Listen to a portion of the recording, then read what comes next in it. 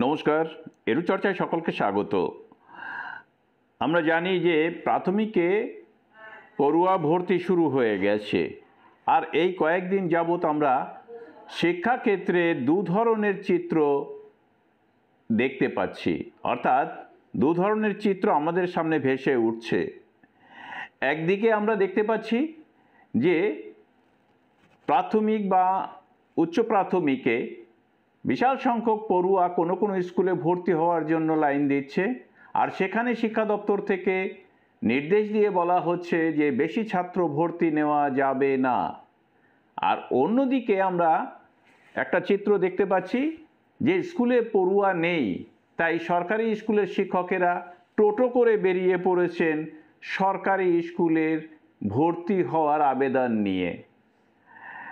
তারা ফ্লেক্সে কিছু কিছু জিনিস লিখে নিয়ে বেরিয়েছেন যা সরকারি স্কুলে বাচ্চারা ভর্তি হলে সুবিধাগুলো পাবেন তাই সেই যে কী সুবিধা পাবেন সেই সমস্ত ফ্লেক্সে করে লিখে নিয়ে টোটোর পেছনে টানিয়ে সরকারি স্কুলের শিক্ষকগণ মাইকে প্রচার চালাচ্ছেন, এবং তারা মাইকেও কিন্তু সেই প্রচার করছেন।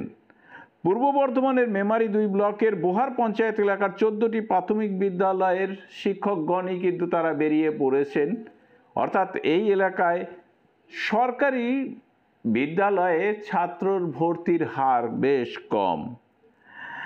আবার অন্যদিকে যদি আমরা নজর দিই তাহলে দেখতে পাবো যে শিক্ষা দপ্তর থেকে বলে দেওয়া হচ্ছে যে প্রাথমিকে 300-র বেশি স্টুডেন্ট ভর্তি নেওয়া যাবে না, আর উচ্চ মাধ্যমিকে 500-র বেশি স্টুডেন্ট ভর্তি নেওয়া যাবে না। যদি ভর্তি নিতেই হয় তাহলে 2 শিফটে স্কুল করতে হবে। এবার প্রশ্ন হচ্ছে যে 2 শিফটে স্কুল কিভাবে করা হবে?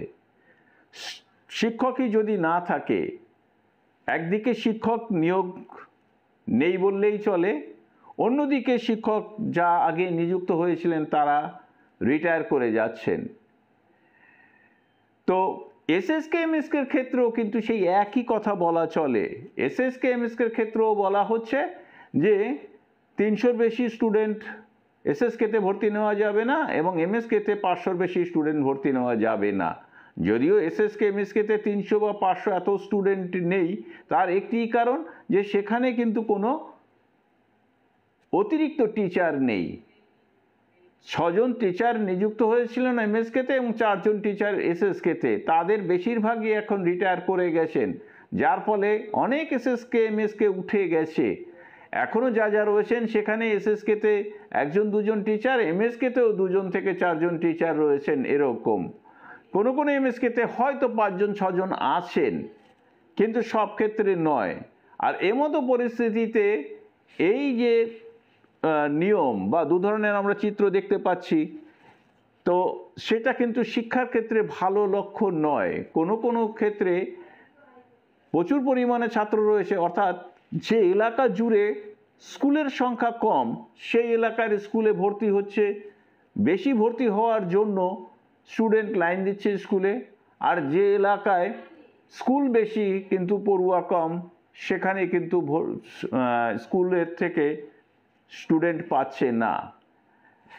এসএসকে এমএসকের ক্ষেত্রেও কিন্তু এমন অনেক জায়গা রয়েছে যেখানে আশেপাশে স্কুল নেই, কিন্তু এসএসকে এমএসকেতে শিক্ষক না থাকার কারণে গার্জিয়ানরা কিন্তু চলে যাচ্ছেন বেসরকারি স্কুলের দিকে।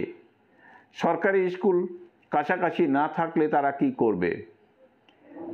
তো এই পরিস্থিতিতে আমরা আরও একটি নির্দেশনা দেখতে পাই যে লটারি নিয়ে যদি ভর্তি করতে হয় তাহলে 50 জনের বেশি স্টুডেন্ট একটি ক্লাসে ভর্তি করানো যাবে না।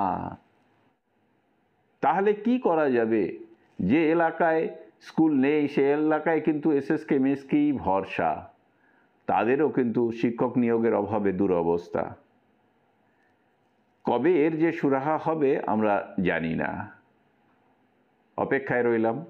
সকলকে ধন্যবাদ জানিয়ে শেষ করছি। ভালো থাকবেন, সুস্থ থাকবেন।